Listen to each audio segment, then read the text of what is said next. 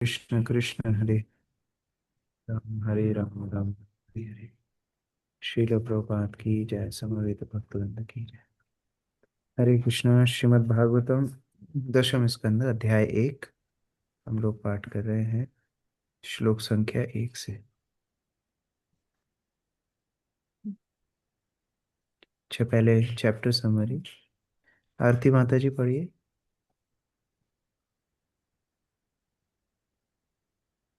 हरे कृष्ण। भगवान श्री कृष्ण का अवतार परिचय।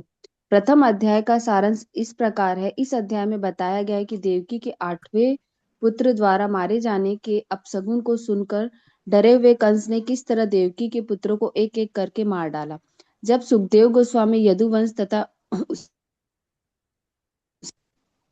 सूर्य देव के वंशों का वर्णन कर चुके तो महाराज परीक्षित ने उनसे प्रार्थना की कि वे यदुवंश में बलदेव के साथ प्रकट होने वाले भगवान कृष्ण का तथा इस जगत में उनके द्वारा संपन्न कार्यकलापों का वर्णन करें। राजा ने कहा कि कृष्ण दिव्य हैं, अतः उनके कार्यकलापों को समझना मुक्त आत्माओं का कार्य है। कृष्ण लीला का श्रवण ऐसी नाव है जिससे जीवन के चरम लक्ष्य को प्राप्त किया जा सकता है। कसाई या आत्मघाती व्यक्ति को छोड़कर प्रत्येक बुद्धिमान मनुष्य को कृष्ण तथा उनके कार्यकलापों को समझने का प्रयास करना चाहिए। पांडवों के एकमात्र आराध्य देव कृष्ण हैं।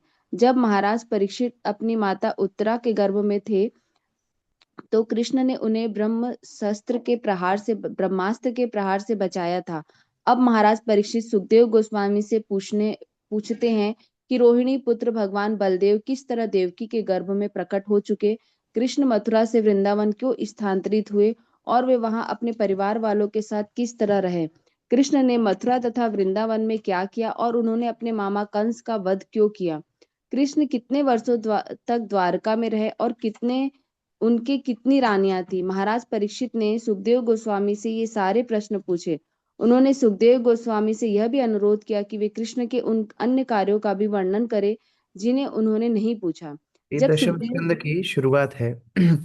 यद्यपि नवम स्कंद में बड़े संक्षिप्त में भगवान कृष्ण का उल्लेख सुखदेव गोस्वामी कर चुके थे, लेकिन परीक्षित महाराज की उत्सुकता है श्रवण करने की, और वही उत्सुकता के चलते सुखदेव गोस्वामी इतने विस्तार से कृष्ण लीला सुनाते हैं। तो यहाँ पर हमारे लिए सीख है कि भक्त को या शिष्य को बड़ा उत्सुक होना चाहिए, बड़ा उत्साही होना चाहिए।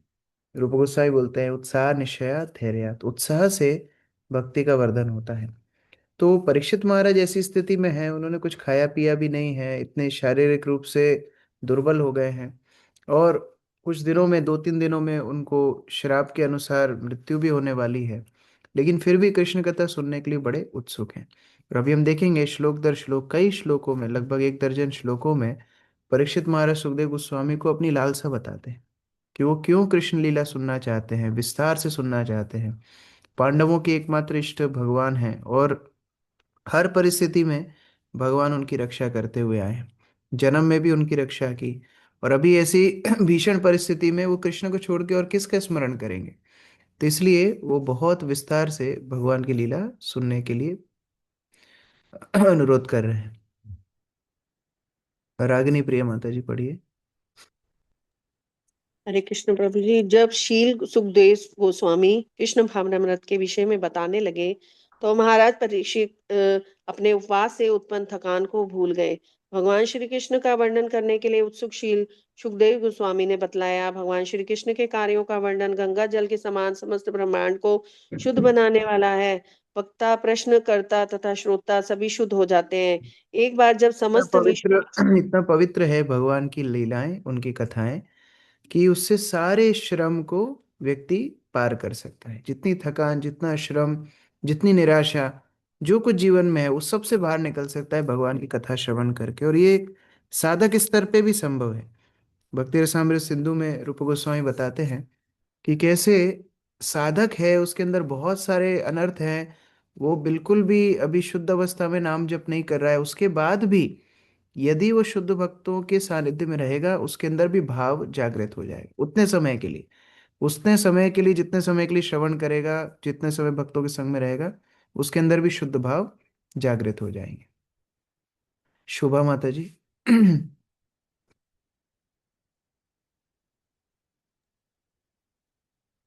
एक बार जब समस्त विश्व आसुरी राजाओं की बढ़ती सैन्य शक्ति से बोझिल हो उठा तो पृथ्वी माता ने गाय का रूप धारण किया और उनसे छुटकारा पाने के लिए ब्रह्मा जी के पास पहुंची।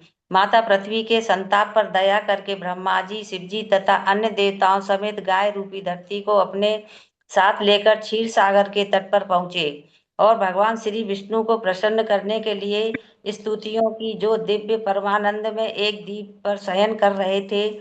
तत्पश्चात ब्रह्मा जी ने महाविष्णु की सलाह समझकर सूचित किया कि असुरों का भार हटाने के लिए भगवान श्री विष्णु पृथ्वी पर प्रकट होंगे। देवताओं को चाहिए कि अपनी अपनी पत्नियों सहित यदुवंश की जनसंख्या बढ़ाने के लिए भगवान श्री कृष्ण के संगियों के रूप में प्रकट हो। भगवान श्री कृष्ण की कृपा से सबसे पहले अनंत देव श्री बलराम के रूप में प्रकट होंगे और भगवान श्री कृष्ण की शक्ति योग माया भी प्रकट होगी। ब्रह्मा जी ने माता पृथ्वी को इसके विषय में सब कुछ बताया और तब वे अपने लोक को लौट गए। तो गर्ग संहिता में गर्ग मुनि बताते हैं कि भगवान एक एक देवता को उनका रोल भी समझाते हैं। तुमको क्या करना है, जाकर के किसके गर्भ से जन्म लेना है, तुम्हारा क्या अभिनय होगा। और दोनों पार्टियों में, ऐसा नहीं केवल पांडवों के वंश में, लेकिन कौरवों के वंश में भी भगवान के द्वंद्वी प्रतिद्वंदी कौन सारा ड्रामा करेंगे, वो सारा भगवान निर्णय करते हैं। तनिष्क प्रभु।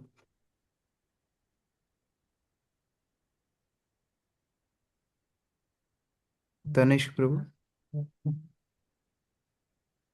वसुदेव की देवकी से विवाह करके देवकी के भाई कंस द्वारा हाके जा रहे थे। रथ पर सवार होकर अपने घर लौट रहे थे, तब कंस को संबोधित करके आकाशवाणी सुनाई पड़ी कि देवकी का आठवां पुत्र उसका वध करेगा।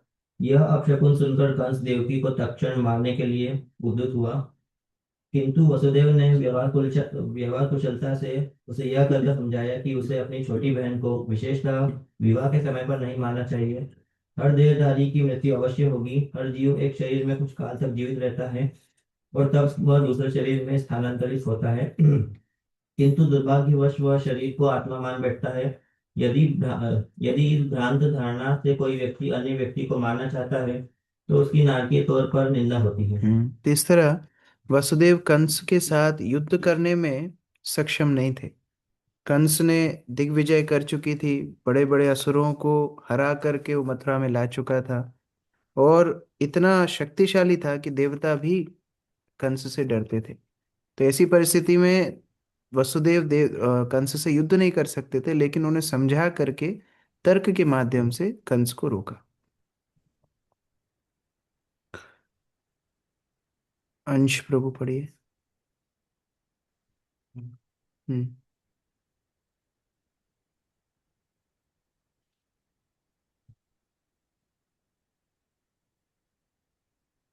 क्योंकि कंस को वसुदेव के उपदेशों से संतोष नहीं हुआ, इसलिए वसुदेव ने एक युक्ति निकाली। उन्होंने यह प्रस्ताव रखा कि वे देवकी की सारी संतानों को लेकर कंस को सौंप दिया करेंगे, जिन्हें वह मार डाले। तो फिर देवकी को अब मारने से क्या लाभ। कंस को यह प्रस्ताव भा गया। समय आने पर जब देवकी के बच्चा उत्पन्न हुआ तो वसुदेव उस नवजात शिशु को लेकर कंस के पास पहुंचे, जो वसुदेव की वदान्यता देखकर चकित रह गया। जब वसुदेव ने वह शिशु कंस को दे दिया तो कुछ बुद्धि देखते हुए कंस ने कहा कि चूंकि उसका वध आठवीं संतान के द्वारा होना चाहिए, तो फिर पहली संतान को मारने से क्या लाभ। यद्यपि वसुदेव को कंस के कहने पर विश्वास नहीं हो रहा था, किंतु कंस ने वसुदेव के बालक को वापस ले जाने के लिए कहा। परंतु बाद में जब नारद मुनि कंस के पास पहुंचे और उसे यह रहस्य बताया कि देवगण यदु तथा वृषण में उत्पन्न होकर उसे मारने का षड्यंत्र रच रहे हैं, तो कंस ने इन वंशों में जन्म लेने वाले समस्त बालकों को मार डालने का निश्चय किया और उन्हें यह भी तय किया कि देवकी के गर्भ से उत्पन्न सारे बालकों को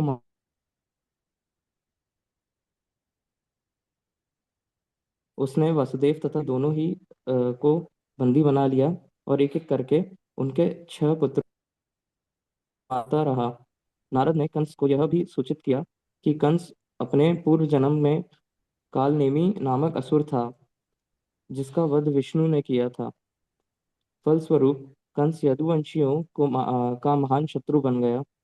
यहाँ तक कि उसने अपने पिता उग्रसेन को भी बंदी बना लिया, क्योंकि वह अकेले राज्य भोग करना चाहता था। तो बहुत कुछ समझाया वसुदेव ने, लेकिन कंस कब माना? जब वसुदेव ने वचन दिया कि मैं देवकी की सारी संतानों को आपको स्फुर्द कर दूंगा। तो कंस भी जानता था कि वसुदेव कितने सत्यवादी हैं और वो अपने वचन को कभी तोड़ेंगे नहीं, इसलिए कंस मान लिया। और जब पहला बच्चे को लेकर के वसुदेव गए तो कंस ने उसको छोड़ दिया, बोले मुझे 8वें से समस्या है। तो नारद मुनि आकर के सारा भेद खोलते हैं कि ये वास्तव में विष्णु का आयोजन है। सारे देवता वृष्णिवंश और यदुवंश में जन्म ले रहे हैं, आपको मारने का प्रयोजन है। तो ये सुन करके कंस यदुवंशियों का शत्रु बन गया और एक एक पुत्र को देवकी के मारने लगा। तो ये पहले अध्याय के विषय वस्तु है। कृष्ण मुरारी प्रभु।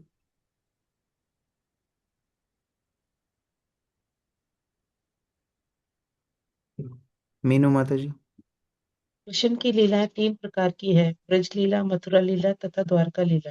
जैसा कि पहले उल्लेख किया जा चुका है, श्रीमद् भागवत के 10वें स्कंद में 90 अध्याय हैं, जिनमें इन लीलाओं का वर्णन हुआ है। प्रथम 4 अध्यायों में पृथ्वी का भार हटाने के लिए ब्रह्मा द्वारा की गई स्तुतियां हैं और भगवान के प्राकट्य का भी वर्णन है। अध्याय 5 से लेकर 39वें अध्याय तक कृष्ण की वृंदावन लीलाओं का वर्णन है। 40वें अध्याय में बतलाया गया है कि कृष्ण ने किस तरह यमुना जल का आनंद लूटा और अक्रूर ने किस तरह स्तुतियां की। अध्याय 41 से लेकर 51 तक के 11 अध्यायों में कृष्ण की मथुरा लीला है और अध्याय 52 से 90 तक के 39वें अध्याय में कृष्ण की द्वारिका लीला है। ये कल 29 से हमने पढ़ा था किस प्रकार अलग अलग अध्यायों में भगवान की अलग अलग लीलाओं का वर्णन है। अंकित निगम प्रभु। 29 से लेकर 33वें अध्याय तक गोपियों के साथ कृष्ण के नाचने का अर्थात रासलीला का वर्णन है। अतएव इन 5 अध्यायों को रास पाश्चाध्याय कहा जाता है और 44वां अध्याय ब्रह्मण गीता कहलाता है। हरे कृष्ण दंडवत प्रणाम। श्रीराजोवाच कथितो वंश विस्तारो भवता सोमसूर्ययो राज्ञां चोभ्यवंश्यानां चरितं परमद्भुतम्। जगदीश्वर प्राण प्रभु। राजा परीक्षित ने कहा, हे प्रभु, आपने चंद्रवंश तथा सूर्यवंश दोनों के वंशों का उनके राजाओं के महान तथा अद्भुत चरित्र सहित विशद वर्णन किया है। तो महाराज परीक्षित बोलना शुरू कर रहे हैं कि आपने अभी तक जो सुनाया बड़े विस्तार से सुनाया। एक एक राजा के पुत्र पौत्र, उनके राज्य, उनकी क्रियाओं का, सूर्य चंद्र वंश का सब वर्णन विस्तार से किया। लेकिन ये चरित्र क्यों आपने संक्षिप्त में सुना दिया? राघव प्रभु।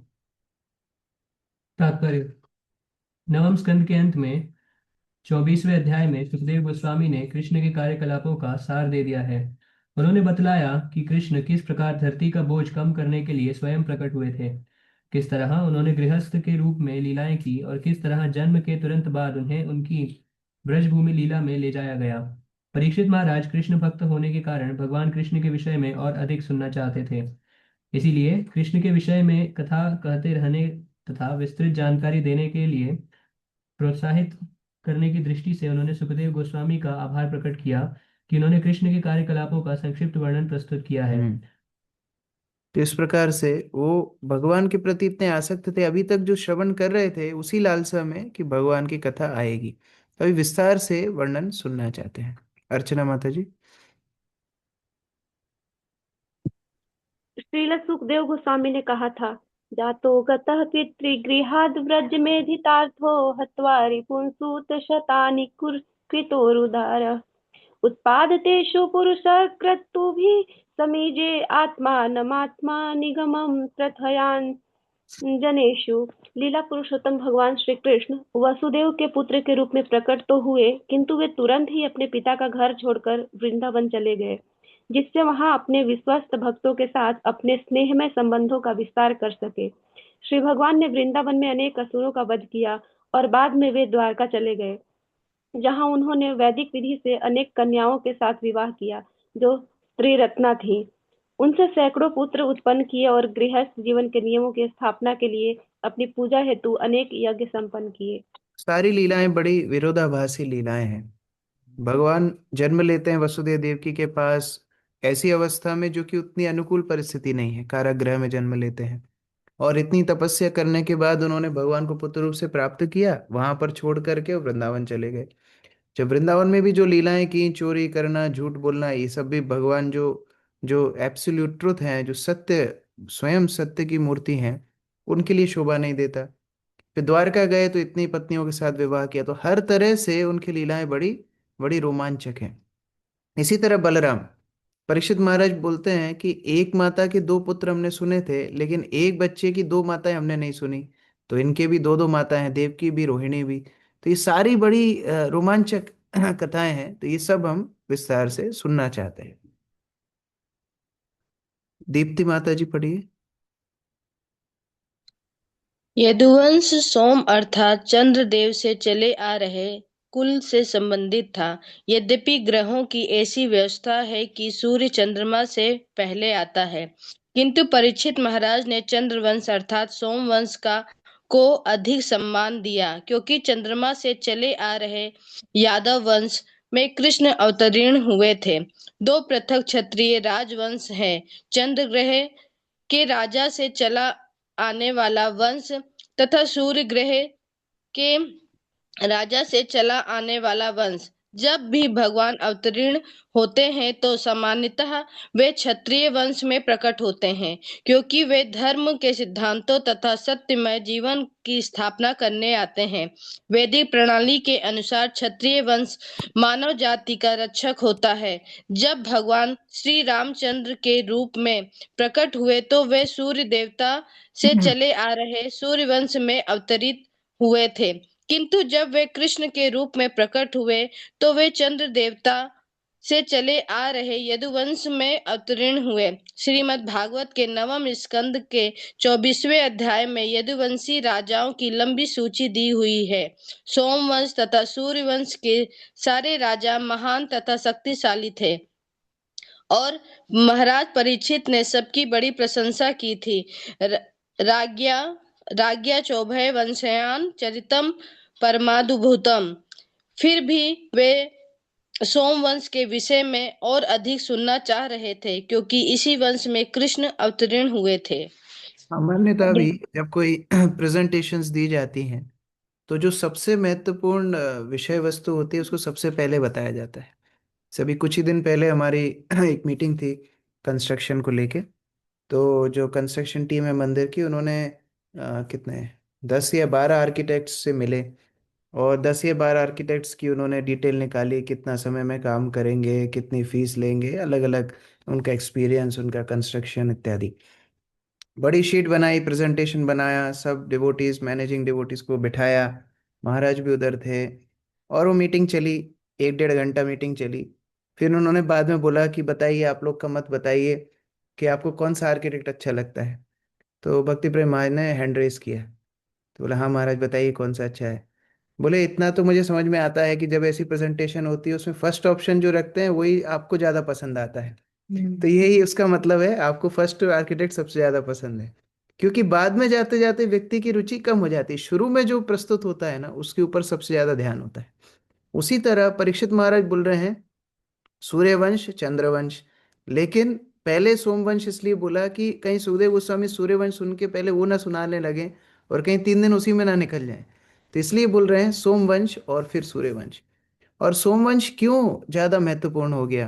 क्योंकि साक्षात पूर्ण पुरुषोत्तम भगवान कृष्ण उसमें अवतार लेते हैं। ऐसे ही अकबर के समय में ये डिबेट भी हुआ था कि गंगा ज्यादा पवित्र है कि यमुना ज्यादा पवित्र है। और उस समय पर जीव गोस्वामी को बुलाया गया था, अगर मैं गलत नहीं, शायद जीव गोस्वामी, रूप Goswami, one of the Goswamis, उनको बुलाया गया था कि कौन ज्यादा श्रेष्ठ है, गंगा ज्यादा श्रेष्ठ है कि यमुना ज्यादा श्रेष्ठ है। और उन्होंने सिद्ध किया कि यमुना ज्यादा श्रेष्ठ है। क्यों? क्योंकि जो अवतारों के स्वयं अवतारी हैं श्री कृष्ण, यमुना में लीलाएं करते हैं। अर्चित प्रभु पढ़िए। हरे कृष्ण प्रभु जी, दंडवत प्रणाम।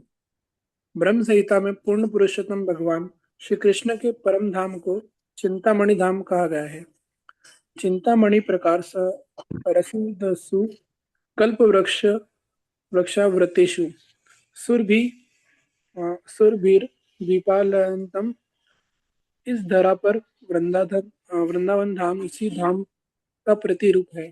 जैसा कि श्रीमद् भगवद गीता में कहा गया है, वैकुंठ लोक में एक अन्य नित्य प्रकृति है जो व्यक्त तथा अव्यक्त पदार्थ से परे होती है। व्यक्त जगत को अनेक नक्षत्रों तथा ग्रहों यथा चंद्रमा तथा सूर्य के रूप में देखा जा सकता है, किंतु इसके परे अव्यक्त है जो देहाधारियों के लिए उद्देश्य होता है। इस अव्यक्त पदार्थ के परे आध्यात्मिक लोक है जिसे श्रीमद् भगवद गीता में परम तथा नित्य कहा गया है। तो ये जो भगवान का दिव्य लोक है, ये भौतिक लोक जैसा नहीं है। ब्रह्म संहिता में बताया है, पंथास्तु कोटि सम शतव्रत संप्रगम्य। अगर कोई व्यक्ति अपनी मन की गति से सैकड़ों सैकड़ों वर्ष अगर चलने का प्रयास करेगा तो भी भगवान के लोक को नहीं प्राप्त कर पाएगा। वेदेशु दुर्लभम अदुर्लभम आत्मभक्तुम। जो वेदों के लिए भी दुर्लभ है, भगवान के भक्तों के लिए सुलभ हो जाता है। सब भगवान का धाम है। तो ऐसे भगवान के धाम के विषय में जानना ये भौतिक जानकारी के समान नहीं है। कई बार लोग उपन्यास पढ़ते हैं, कई कई अलग अलग पुस्तकें पढ़ते हैं, उसकी तुलना भागवत से नहीं की जा सकती, क्योंकि वो वस्तुएं पढ़ करके व्यक्ति और बंधन में पड़ता है, लेकिन भगवान की कथा सुन करके वो मुक्त हो जाता है। दोनों में बहुत अंतर है।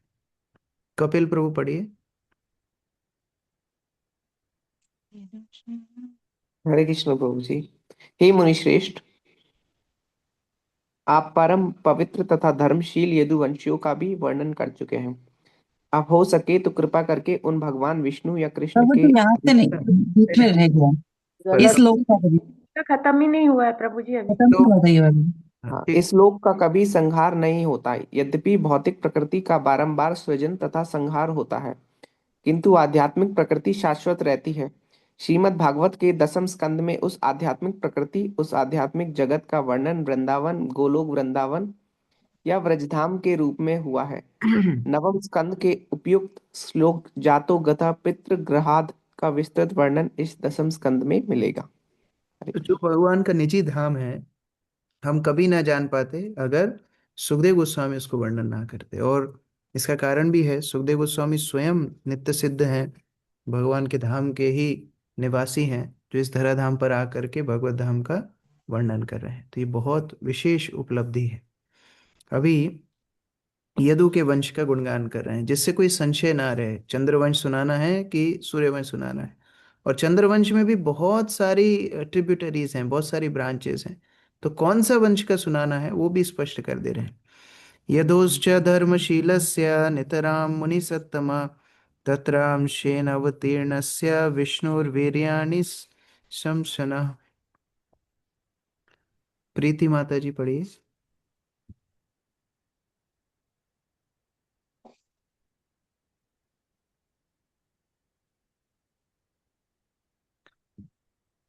नमिता माता जी।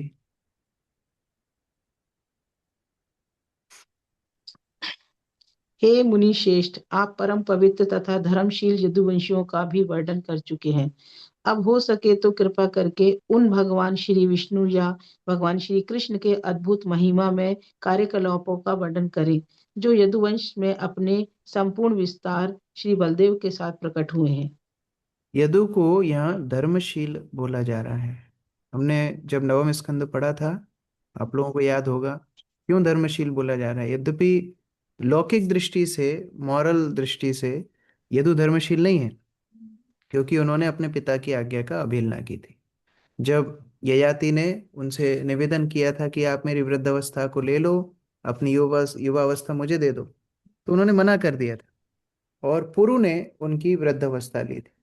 तो फिर यदु कैसे धर्मशील हुए? क्योंकि यदु भगवान की सेवा में रत थे। तो इससे एक और प्रमाण मिलता है कि जागतिक कार्यकलापों को संभालना, जागतिक जिम्मेदारियों का निर्वाह करना अच्छा है, लौकिक रूप से अच्छा है, लेकिन पारमार्थिक रूप से, आध्यात्मिक रूप से इन जिम्मेदारियों से भी श्रेष्ठ है भगवान के आश्रय में रहना। लेकिन मुश्किल कब होती है? जब व्यक्ति आध्यात्मिक रूप से भी उन्नत नहीं होता और जिम्मेदारियों को भी निर्वाह नहीं करता, तब वो नर्क के लायक बनता है, तब वो नर्क जाता है। क्योंकि वर्णाश्रम धर्म का मतलब ही है जिम्मेदारियों का निर्वाह करना। जैसे कोई व्यक्ति आर्मी में जाता है और वो आर्मी में जाए, देश के लिए लड़े, उसको मेडल मिलेगा। हो सकता है उसके परिवार का उतना ध्यान नहीं रख पा रहा है, लेकिन देश के लिए लड़ रहा है तो परिवार को भी गर्व महसूस होगा। लेकिन इसी के विपरीत वो आर्मी में जाए, रण क्षेत्र से भाग जाए, तो वहां भी कोर्ट मार्शल होगा, यहाँ भी आएगा, घर में लोग बाग थिक्कार करेंगे कि तुमको क्यों हमने भेजा था।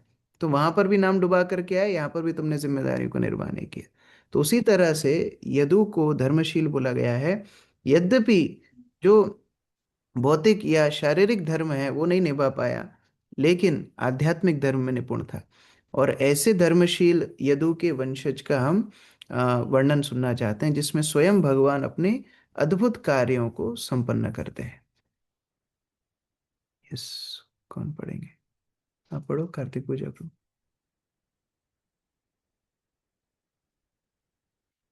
ब्रह्म संहिता में बतलाया गया है कि विष्णु तत्व के उद्गम कृष्ण ही है। तात्पर्य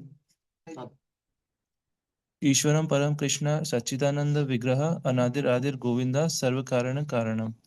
गोविंद कहे जाने वाले कृष्ण ही परम नियंता है। उनका शरीर नित्य आनंदमय तथा आध्यात्मिक है। वे सबके उद्गम हैं। उनका कोई अन्य उद्गम नहीं, क्योंकि वे समस्त कारणों के कारण हैं।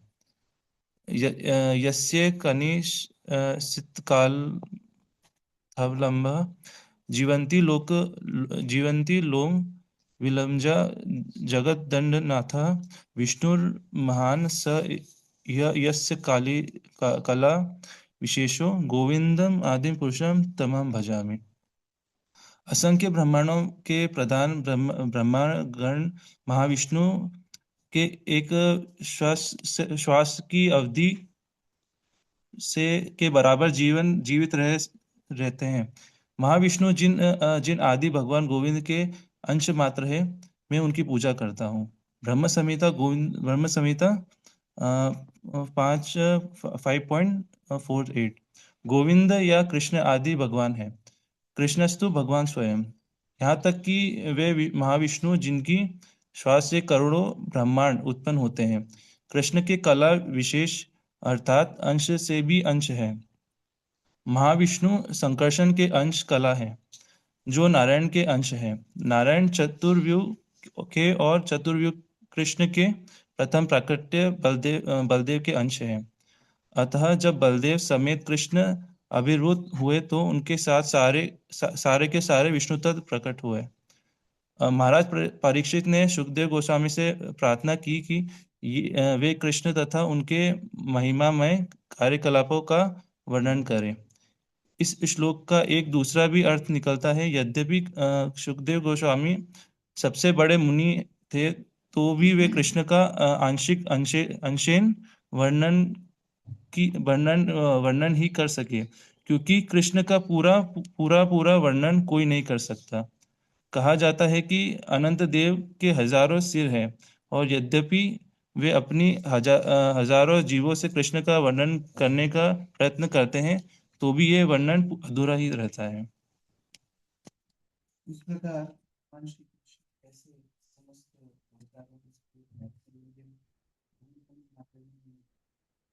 हरे कृष्ण प्रभु, you are on mute. जी आवाज नहीं आ रही। You are on mute प्रभु। हरे कृष्ण। ये पूरा चार्ट है अवतार, इस तरह से भगवान के सारे अवतार। हरे कृष्ण प्रभु, आप म्यूट हो। प्रभु जी अभी भी म्यूट पे है। हरे कृष्णा प्रभु जी, आवाज नहीं आ रही। हरे कृष्णा प्रभु जी, आवाज नहीं आ रही, आवाज नहीं आ रही प्रभु जी। अच्छा, मैं म्यूट पर हूँ। हरे कृष्ण। अभी तक सुना कुछ? नहीं नहीं प्रभु जी, कुछ भी नहीं सुना। तो कल भुवन मोहिनी माता जी ने मुझे ये शेयर किया चार्ट, और ये चार्ट में भगवान के सारे विस्तार रूपों का वर्णन है। तो सबसे पहले भगवान श्री कृष्ण जो स्वयं रूप अर्थात भगवान जो पूर्ण पुरुषोत्तम, जो सभी अवतारों के स्रोत हैं, जो एकमात्र, जिनका दूसरा कोई रूप, जिनका कोई दूसरा कोई विकल्प नहीं है, वन विदाउट ए सेकेंड, ये भगवान श्री कृष्ण है। और वो भगवान श्री कृष्ण दो प्रकार से विस्तार करते हैं, एक स्वयं प्रकाश और एक दूसरा विभिन्न प्रकाश। सो जो विभिन्न प्रकाश है वो जीव है, जो भगवान का अंश मात्र है। लेकिन स्वयं प्रकाश अर्थात जब भगवान अपने ही रूपों को अलग अलग माध्यमों से प्रकाशित करते हैं, मतलब वो एक ही है, लेकिन जब अलग अलग, मानो कोई वस्त्र पहन लेता है तो अलग अलग रूपों में वो दिखता है। तो उसी प्रकार से भगवान के अलग अलग प्रकाश। तो यहाँ पर दो कैटेगरी हैं, प्रभाव और वैभव। प्रभाव प्रकाश, वैभव प्रकाश। प्रभाव प्रकाश में भगवान अपनी फोटोकॉपी जैसे कर लेते हैं, अर्थात एक जैसे ही रूप, एक जैसे ही गुण, एक जैसी ही लीलाएं। जैसे रास मंडली में भगवान हर गोपी के साथ एक एक रूप में है तो एक जैसे ही दिखते हैं। जैसे द्वारका में भगवान जब अलग अलग रानियों के महल में जाते हैं तो एक जैसे ही विस्तारित होकर के जाते हैं, फिर एक साथ सम्मिलित हो जाते हैं जब सुधर्म सभा में जाते हैं। इसको बोलते हैं प्रभाव प्रकाश। तो भगवान का हर रूप पूजनीय है, लेकिन वो एक जैसे दिखते हैं अलग अलग। और वैभव प्रकाश में रूप थोड़ा बदल जाता है, उस समय उनका भाव एक ही रहता है लेकिन थोड़ा रूप बदल जाता है। जैसे कृष्ण और बलराम दोनों एक ही तत्व हैं। प्रभुपाद बताते हैं कृष्ण बलराम में कोई अंतर नहीं है, केवल क्या अंतर है, एक श्याम वर्ण है, एक गौर वर्ण है, बस इतना ही अंतर है, बाकी कोई अंतर नहीं है। तो ये कृष्ण और बलराम, तो ये वैभव प्रकाश बोलते हैं। अब बलराम से बाकी अवतारों का विस्तार होता है। बलराम भगवान की प्रथम विस्तार है, और बलराम से बाकी अवतारों का विस्तार होता है, जिनको तद एकात्म रूप बोला जाता है। इसमें दो कैटेगरी है, एक विलास और एक स्वांश। विलास अवतार अर्थात विष्णु अवतार, जितने भी आध्यात्मिक जगत में विष्णु रूप है वो सब विलास रूप बोले जाते हैं, जो बलराम के माध्यम से आते हैं। आप यहाँ पर देख रहे हो विलास रूप। तो ये विलास रूप में कौन कौन आते हैं, चतुर्व्यूह आते हैं, यानी कि वासुदेव, संकर्षण, प्रद्युम्न, अनिरुद्ध। तो ये चतुर्व्यूह से फिर बाकी 24 विष्णु रूप आते हैं, जिनके हम लोग नाम जानते हैं, केशव, माधव, गोविंद, त्रिविक्रम, दामोदर। इस तरह से 24 जो भगवान के विष्णु मूर्ति हैं, चतुर्भुज हैं, उनके रूप होते हैं। अभी फैक्टोरियल अगर आपको याद हो मैथमेटिक्स में, मैं मैथ्स का टीचर था, मैथ से सिखा रहा हूँ, फैक्टोरियल याद हो आपको, या परम्यूटेशन कॉम्बिनेशन याद हो। अगर 4 स्थान हैं और उन 4 स्थानों पे आपको 4 चीजें रखनी है, तो कितने कॉम्बिनेशन से आप रख सकते हो, उसको बोलते हैं 4 फैक्टोरियल। तो फैक्टोरियल मतलब 4 इंटू 3 इंटू 2 इंटू 1 आता है 24। तो भगवान के 4 भुजाएं हैं, और 4 भुजाओं में 4 चीजें हैं, शंख चक्र गदा पद्म। तो कौन से हाथ में कौन सी वस्तु पकड़ी है, उसके माध्यम से निर्णय होता है ये 24 रूप कौन से हैं।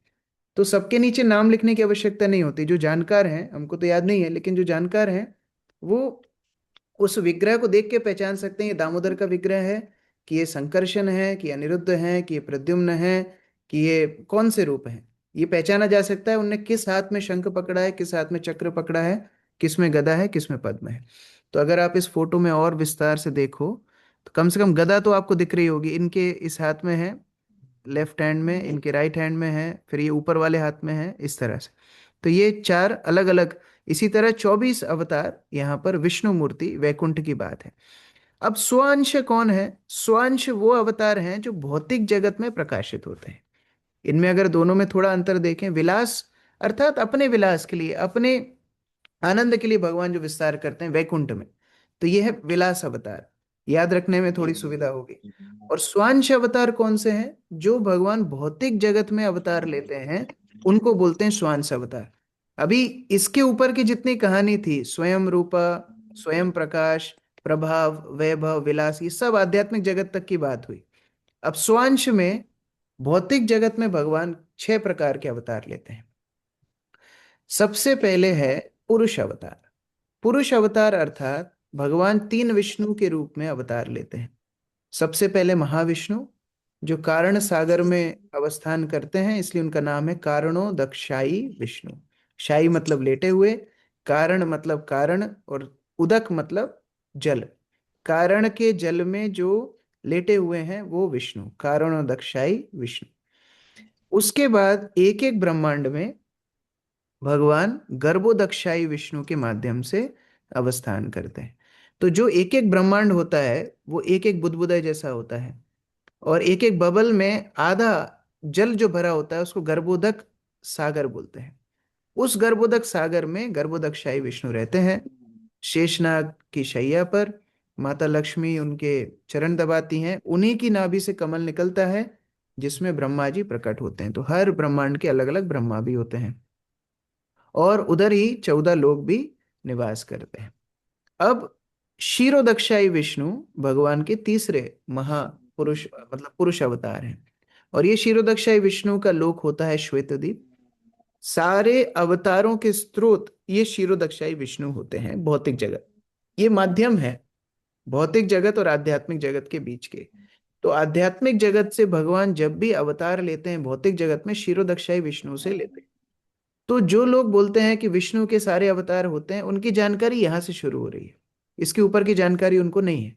उनकी जानकारी कहाँ से? यहाँ से शुरू हो रही। तो हम ये नहीं बोलते कि वो गलत है, लेकिन अपूर्ण है। यहाँ से उनकी जानकारी शुरू होती है। अब इसके बाद गुण अवतार, भगवान 3 रूपों में अवस्थान करते हैं। तो कुछ ओवरलैप भी होंगे, क्योंकि कुछ अवतार 2-3 कैटेगरी में भी हो सकते हैं। जैसे यहाँ पर ब्रह्मा विष्णु महेश, ये रजस सत्व तमस यानी कि सृष्टि स्थिति और प्रलय, इन तीनों को देखते हैं। तो इसमें जो विष्णु है और यहाँ गर्भोदक्षाई विष्णु है वो दोनों एक ही हैं, लेकिन अलग अलग कैटेगरी के विचार से इनको अलग अलग दर्शाया गया है। उसके बाद मनवंतर अवतार, आपने 8वां स्कंद पढ़ा, मुझे अपेक्षा है कि याद होगा कुछ। अलग अलग मनवंतरों का वर्णन हमने सुना था, 7 मनुओं का वर्णन सुना, और भविष्य में आने वाले मनुओं का भी वर्णन सुना। तो वो सब मनुओं के कार्यकाल में जब भगवान अवतार लेते हैं उनको मनवंतर अवतार बोला जाता है। जैसे गजेंद्र की रक्षा करने भगवान हरि रूप में आए, मनवंतर अवतार। तो इस तरह मनवंतर अवतारों का वर्णन है। अब लीला अवतार, लीला अवतार अर्थात भगवान जब विशेष लीलाएं संपन्न करने के लिए आते हैं, हो सकता है वो एक मनवंतर में आए, हो सकता है वो कई मनवंतर में एक बार आए, हो सकता है वो ब्रह्मा के एक दिन में आए, जरूरी नहीं वो हर मनवंतर में आए। ये मुख्य अंतर है लीला अवतार और मनवंतर अवतार में। मनवंतर अवतार मतलब हर मनवंतर में वो आएंगे ही आएंगे, लेकिन लीला अवतार मतलब हर मनवंतर मतलब उस स्पेसिफिक मनवंतर के अवतार उस स्पेसिफिक मनवंतर में हर बार आते हैं। लेकिन लीला अवतार स्वच्छंद है, वो कभी कभी आते हैं अपनी इच्छा अनुसार, जैसे मत्स्य, कूर्म, राम, नृसिंह, वामन, वराह इत्यादि लीला अवतार। उसके बाद कौन सा बच गया? युग अवतार। युग अवतार अर्थात जो 4 युगों में 4 युग धर्म स्थापित करने के लिए आते हैं। तो गर्ग मुनि इसका वर्णन करते हैं, शुक्ल, रक्त, कृष्ण और पीत, 4 वर्ण 4 अवतारों के। सत्ययुग में हंस अवतार आते हैं जो चतुष कुमारों को तपस्या धर्म, ध्यान और तपस्या धर्म को सिखाते हैं। त्रेता युग में यज्ञ पुरुष के रूप से, क्योंकि यज्ञ त्रेता युग का मुख्य साधन था। वासुदेव रूप में, जो कि कृष्ण के विष्णु रूप हैं, द्वापर युग में आते हैं और विग्रह उपासना स्थापित करते हैं। और कली युग में पीत अर्थात श्री चैतन्य महाप्रभु आते हैं। तो वैसे श्री चैतन्य महाप्रभु स्वयं ब्रह्मा के एक दिन में एक बार आते हैं, लेकिन बाकी युगों में वो अपने विष्णु रूप को भेज देते हैं, जिनको गौर नारायण बोला जाता है। तो वो युग धर्म की स्थापना करते हैं। तो ये 4 युग धर्म हुए।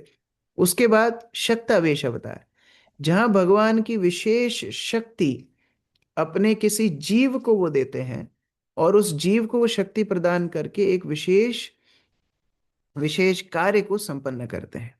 अब इसमें भी 2 कैटेगरी है, अवतार और विभूति। अवतार मतलब जहां भगवान स्वयं अपनी शक्ति को किसी जीव में संचारित किए हों, जैसे 4 कुमार, नारद, ब्रह्मा, अनंत, शेष, पृथु, परशुराम, बहुत सारे उदाहरण यहाँ पर दिए, व्यासदेव। लेकिन गीता में भगवान बताते हैं जिसके अंदर जो भी शक्ति है वो तो मेरी ही शक्ति है। तो कोई भी महान व्यक्तित्व को भी भगवान की विभूति बोला जाता है, तो वो भी शक्तावेश कैटेगरी में आता है। उनको अवतार नहीं बोलते, लेकिन विभूति बोलते हैं। जैसे इंद्र, अग्नि, मेरु, बृहस्पति, कार्तिकेय, भृगु। इसलिए इनकी जब पूजा होती है तो भगवान को भी आराधना होती है। वास्तव में किसी जीव को पूजा स्वीकार करने का अधिकार ही नहीं है। हमने जब 5वां स्कंद पढ़ा था, आपको स्मरण होगा, अलग अलग ग्रहों के लोग, अलग अलग मंडलों के लोग अलग अलग देवताओं को उपासना कर रहे थे। कोई सूर्य की उपासना, कोई चंद्र की उपासना, लेकिन वो ध्यान कर रहे थे भगवान का, कि सूर्य जिनकी आंखें हैं मैं उन भगवान को आराधना करता हूँ। चंद्र जिनकी आंखें हैं, जिनका मन चंद्र के समान है, मैं उनकी आराधना करता हूँ। अर्थात विभूतियों के माध्यम से भी भगवान की उपासना की जा सकती है। लेकिन ये सबसे प्राइमरी सेक्शन है अगर कोई भगवान को पूजना चाहता है, उनकी शक्तियों के माध्यम से। उससे ऊपर शक्तावेश अवतार, उसके ऊपर ये बाकी सारे अवतार, उसके ऊपर विष्णु रूप, जो लोग बोलते हैं नारायणी सब कुछ है, उनका भी स्तर इनसे ऊपर है। जो स्वांश पूजा करते हैं उनसे ऊपर नारायण उपासक है, और फिर उनसे ऊपर कृष्ण बलराम, जो कि पूर्ण पुरुषोत्तम सारे अवतारों के स्रोत है। तो ये संक्षिप्त में, शॉर्ट में सारे अवतारों का वर्णन है। आप लोग बोलोगे चार्ट शेयर कर दो, पहले भी किया था, अभी भी कर देंगे, लेकिन मुख्य बात है कि इसको आप लोग रिवाइज करना, और जितना स्मरण रह सके उतना स्मरण रख सकते हैं। हरे कृष्ण। यस, भुवन मोहिनी माता जी। हरे कृष्णा प्रभु जी, दंडवत प्रणाम। थैंक यू सो मच प्रभु। तो प्रभु जी, इसमें जैसे आपने बोला कि कोई जीव को भगवान शक्ति प्रदान करते हैं, तो वो शक्तावेश अवतार हम्म है ना? तो जैसे ब्रह्मा विष्णु महेश, ब्रह्मा तो जीव तत्व है, तो ये गुणावतार और शक्तावेश अवतार दोनों कहे जाएंगे? नहीं, उसमें थोड़ी कैटेगरी, इसलिए जैसे मैं बोल रहा था, कोई कोई अवतार 2-3 कैटेगरी में आ सकते हैं। तो शक्तावेश ब्रह्मा जी को बोलने में कोई दोष नहीं, लेकिन शिव जी को शक्तावेश नहीं बोला जा सकता, क्योंकि वो स्वयं ही भगवान के ही रूप है, जो भौतिक संसार के साथ आदान प्रदान करने के लिए आए। तो उनको अगर हम शक्तावेश बोलेंगे, मतलब शिव जी को हम जीव बोल रहे हैं, तो वो अपराध हो जाएगा। ब्रह्मा जी को एक बार बोला जा सकता है, लेकिन फिर भी क्योंकि गुण अवतार का कैटेगरी थोड़ा ऊपर है, तो उनको उसमें गिन लिया जाता है, तो शक्तावेश में उनको नहीं गिना जा रहा। उतना ही अंतर है।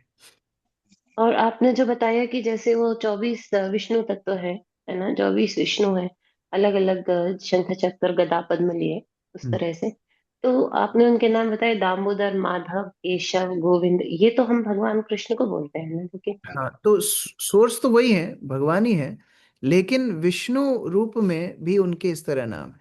तो जब भगवान ने दामोदर लीला की थी, के पहले भी दामोदर को लोग नारायण रूप से जानते थे, कि दामोदर कौन है, नारायण है।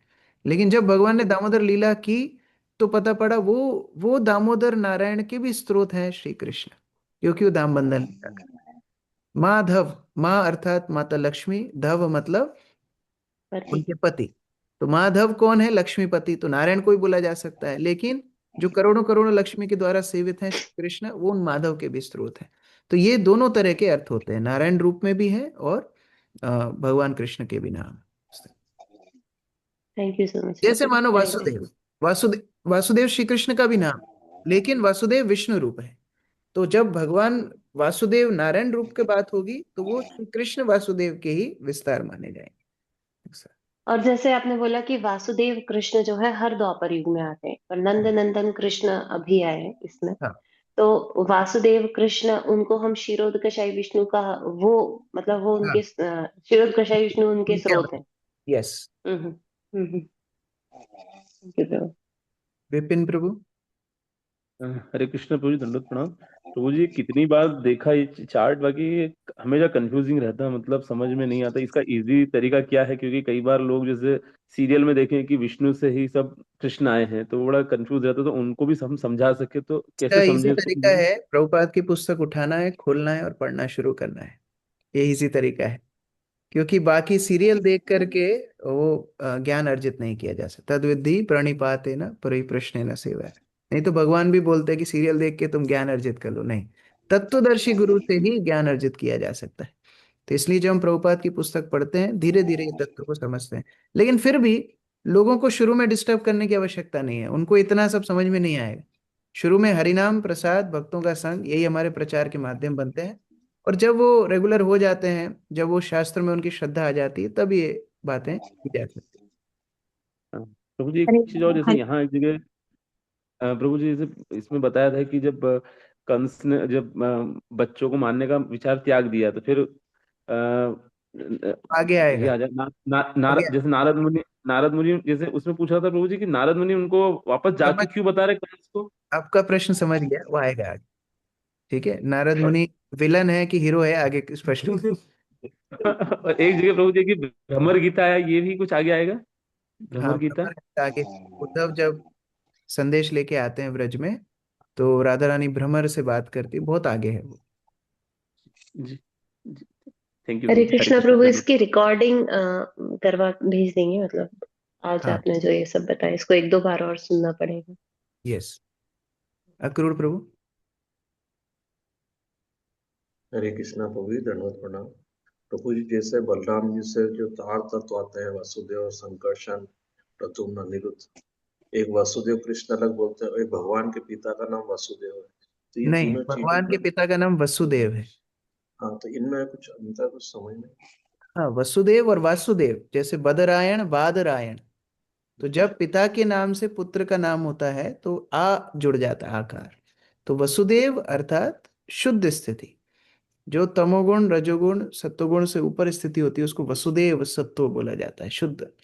और उस स्थिति में भगवान का अनुभव होता है, तो इसलिए उनका नाम का अगर शिक्षा दें तो वसुदेव मतलब शुद्ध स्थिति, और वासुदेव भगवान कृष्ण का नाम है। राजीव प्रभु। हरे कृष्णा प्रभु जी, दंडवत प्रणाम। प्रभु जी, ये जैसे भी कहा गया कि गर्भोदकशाही विष्णु सारे ब्रह्मांडों में रहते हैं, तो क्या सारे ब्रह्मांडों में 14 भुवन भी हैं क्या फिर, मतलब हाँ, पृथ्वी और जो 14 सारे भुवन। सारे ब्रह्मांडों में 14 भुवन होते हैं। हर ब्रह्मांड में किसी में आकार बड़ा आकार छोटा होगा, लेकिन फ्लोर होते हैं, 14 फ्लोर की बिल्डिंग है। ठीक है। भारती व्रज देवी माता जी। Hare Krishna Prabhuji. I have a question that you said that Krishna comes in one day of Brahma. So Mahaprabhuji come on the same Yes. day. Yes, Okay. same day of Brahma, when Krishna descends in Dwapar Yuga. So then Krishna thinks that I have displayed my Vraja pastimes, but how will people come to this Vraja Leela? How will they participate in this Vraja Leela? So to give them access to Vraja Leela, Krishna comes as Sri Chaitanya Mahaprabhu, and he distributes this Krishna Prem to everyone without considering any qualification. So that is the speciality of Sri Chaitanya Mahaprabhu. But जब कृष्ण नहीं आते हैं, मतलब स्वयं कृष्ण नहीं आते हैं, अवतार आते हैं, तो उस समय पर श्री चैतन्य महाप्रभु भी नहीं आते। उस समय पर केवल युग धर्म को स्थापित करने के लिए नारायण रूप ही युग धर्म स्थापित कर देते हैं। ये अंतर है। Okay. Okay, Prabhu. Thank you. हरे कृष्ण। श्री प्रभुपाद की Hare जय। Krishna. हरि बोल प्रभु, हरि बोल, हरि बोल, सॉरी। प्राभव प्रकाश और वैभव प्रकाश जो हम सुनते हैं चैतन्य चरितामृत में, ये वही है। हाँ, ये वही चैतन्य चरितामृत इसका मुख्य स्रोत है। उस जैसे कृष्णदास कविराज गोस्वामी ने गठित किया है, और कोई शास्त्र में नहीं है। उन्होंने अलग अलग शास्त्रों से लेकर के उसको वहां समझा है, उसी के आधार पर ये चार्ट बनाया हुआ है। ठीक है। हरे थैंक कृष्ण। यू श्री प्रभु। प्रभुपाद की जय। हरे कृष्णा प्रभु जी प्लीज हमारा भी क्वेश्चन ले लिया कीजिए। हर बार यस, हाथ खड़ा करते हैं प्रभु जी, क्वेश्चन नहीं होते हैं। चले जाओ दर्शनार्थ। प्रभु ठीक जी है, आप कभी लोग चले क्वेश्चन जाओ। नहीं लेते आप मेरा। हाँ, यस यस, बताइए माता जी। प्रभु जी बस एक छोटा सा क्वेश्चन है। अभी शक्ति अभी अवतार की बात चल रही थी, तो उसमें मैं ये पूछी थी, जैसे जो ये मायावादी भी होते हैं, बहुत अच्छा प्रचार करते हैं, और जैसे कि हम विवेकानंद देव इनको भी ले सकते हैं। वो असुर क्या असुर कैटेगरी है, वो शक्तावेश नहीं है। हाँ, मैं बस शक्तावेश को शक्तावेश और विभूति तब माना जाएगा जब वो भगवान के विचार को, भगवान की इच्छा को पूर्ण करेंगे। अगर कोई भगवान को ही बोल रहा है, भगवान का अस्तित्व नहीं, उनकी लीला माया है, निराकारी सर्वश्रेष्ठ है, वो असुर प्रवृत्ति का है, उसको विभूति नहीं, उसको असुर कैटेगरी, वो चार्ट में है नहीं, तो वो असुर कैटेगरी में जाएगा। और प्रभु जी फिर वो लोगों को भ्रमित करते हैं, बहुत अच्छा मतलब बोलते हैं, बहुत हाँ, अच्छा जैसे जब जब लिखते हैं। हिरण्यकशिपु राज्य कर रहा था, तो सभी लोग हिरण्यकशिपु की पूजा कर रहे थे। ओम हिरण्यकशिपाय नमः से पूजा पाठ चल रही, तो इसका अर्थ ये नहीं हिरण्यकशिपु भगवान का शक्तावेश बन गया, वो असुर है। जो भगवान के अनुकूल नहीं है, प्रतिकूल है, वो असुर है। तो लोग भले ही कितना ही पालन करें, कितनी भीड़ उनकी पूजा करे, उनको भगवान नहीं माना जा सकता। Thank you so much Prabhu ji, thank you. Hare Krishna Prabhu ji. Deep Priya माता जी। हरे कृष्णा प्रभु जी, दंडवत प्रणाम। प्रभु जी, ये अनिरुद्ध, ये संकृष्ण है, इनका विस्तार है, फिर भरत शत्रुघ्न ये आते हैं क्या आगे? मैंने कहीं हाँ, रामायण में जो चार भगवान के रूप हैं, वासुदेव भगवान राम, संकर्षण लक्ष्मण, और भरत शत्रुघ्न अनिरुद्ध और प्रद्युम्न। तो उस तरह भरत अनिरुद्ध और प्रद्युम्न शत्रुघ्न, उस तरह। ठीक है, और कोई? हरे कृष्णा प्रभु जी। तो प्रभु 2 बार चतुर्व्यूह क्यों आते हैं? अब आपकी दर्शनार्थी तो छूट गई, इसलिए पूछ ही एक विलास रूप है। चार जो भगवान का प्रथम जो विस्तार है चतुर्व्यूह, वो विलास करने के लिए है, वो ज्यादा जिम्मेदारी नहीं लेते। और जो दूसरा चतुर्व्यूह है वो अवतार लेते हैं, वो बाकी विस्तार करते हैं। तो ये भगवान के पास सुविधा है कि एक रूप में वो विलास भी कर सकते हैं और एक रूप में वो विस्तार भी कर सकते हैं। तो इसलिए 2 बार उनका चतुर्व्यूह का विस्तार होता है। ठीक है, हरे कृष्णा प्रभु जी। यस, रेवती जी आनंद। हरे कृष्ण प्रभु, धन्यवाद प्रणाम। प्रभु जी, ये मंगल है या बुध है या ये सूर्य है, चंद्र है, अब ये भी ग्रह है, लेकिन कहते हैं कि इसके ऊपर भी जीव है। तो क्या भगवान यहाँ पर भी अवतार लेते हैं और यह जीव है या नहीं है? सही बात बताइए। हाँ, जीव है, सभी लोकों में जीव है। सर्वगतः जीव को बोला गया वेदों में। तो श्रुति शास्त्र बोलते हैं सर्वगतः। तो जब जीव अलग अलग लोकों में है तो भगवान अलग अलग लोकों में अवस्थान भी करते हैं। हम लोग ने जब पंचम स्कंद पढ़ा था, हमने देखा था कितने रूप भगवान के हैं, हर लोक में हैं। यहाँ तक कि ब्रह्मांड की जो 7 परत हैं उनमें भी भगवान निवास करते हैं, क्योंकि हर जगह भगवान जीव को मौका देना चाहते हैं भक्ति करने का। लेकिन समस्या क्या होती है, इन लोकों में या तो ऐश्वर्य ज्यादा है या कष्ट ज्यादा है, तो जीव भक्ति कर नहीं पाता। इसलिए भारतवर्ष में अधिकांश भगवान के अवतार हैं और अधिकांश भक्त भी हैं। क्यों? क्योंकि यहाँ का वातावरण भक्ति करने के लिए अनुकूल है। लेकिन अगर प्रश्न ये पूछा जाए कि क्या भगवान बाकी लोकों में नहीं है, नहीं है, वहां भी विस्तार रूप से रहते हैं। और इसकी जानकारी बृहद भागवतामृत में है। सनातन गोस्वामी जब गोप कुमार की यात्रा बताते हैं तो एक एक लोक में किस रूप में भगवान की आराधना होती है उसका वर्णन बताते हैं। और गोप कुमार सारे रूपों को देखता हुआ जाता है, लेकिन उनसे आकर्षित नहीं होता। वो वैकुंठ पहुंच जाता है, वो द्वारका पहुंच जाता है, वहां भी आकर्षित नहीं होता। वो कृष्ण को देख रहा है, लेकिन द्वारकाधीश कृष्ण को देख रहा है, वहां भी आकर्षित नहीं होता। तब नारद मुनि आकर के उसको बताते हैं, आपका आकर्षण नंद नंदन कृष्ण से है, जो स्वयं रूप है, जिनके सारे विस्तार हैं, तो उनको आपको आराधना करना है। तो फिर दोबारा वो आता है ये भूलोक में। तो मतलब वहां तक उसकी दाल नहीं गली, दोबारा उसको यहीं आना पड़ा भारतवर्ष में। और वृंदावन में वो अपने गुरु के द्वारा दिए गए मंत्र को जप करता है और फिर गोलोक वृंदावन में प्रवेश करता है। तो उस तरह सारे लोकों में भगवान है, लेकिन भक्ति के लिए अनुकूल भारतवर्ष है। हरे कृष्णा थैंक यू प्रभु जी। अक्रूर प्रभु।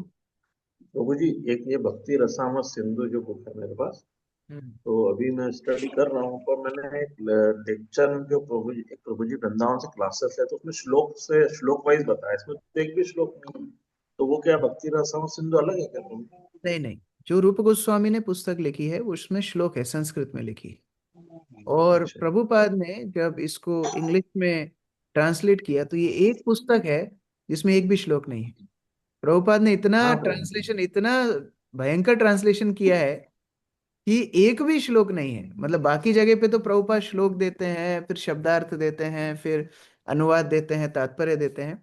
लेकिन भक्ति रसामृत सिंधु क्योंकि प्रभुपाद देना चाहते थे कंडेंस्ड फॉर्म में, तो इसलिए उसमें आप देखेंगे उसमें प्रभुपाद ने लिखा ये summary of nectar of devotion. रूप गोस्वामी के जो कार्य है उसका समरी प्रभुपाद ने दिया है।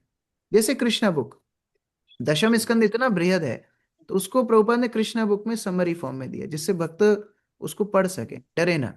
उसी तरह भक्ति रसामृत सिंधु बहुत बड़ा ग्रंथ है, बहुत सारे उसमें श्लोक हैं। प्रभुपाद ने उसको समरी फॉर्म में छोड़ा कुछ नहीं है, लेकिन केवल इंग्लिश में अनुवाद कर दिया है। तो दोनों में अंतर नहीं है। तो जो भक्त आपको पढ़ा रहे हैं वो हो सकता है ओरिजिनल भक्ति रसामृत सिंधु के श्लोकों से आपको समझा रहे हैं। दोनों ही ठीक है, दोनों में कोई अंतर नहीं। पूरा सारा सार इसमें मिल जाएगा ना हाँ, बुक में? सार से थोड़ा ज्यादा ही मिल जाएगा। प्रभुपाद ने उसमें कमेंट्री भी दी है बीच बीच में। ठीक है, थैंक यू। हरे कृष्णा। श्री प्रभुपाद की जय। समवेत भक्तगण।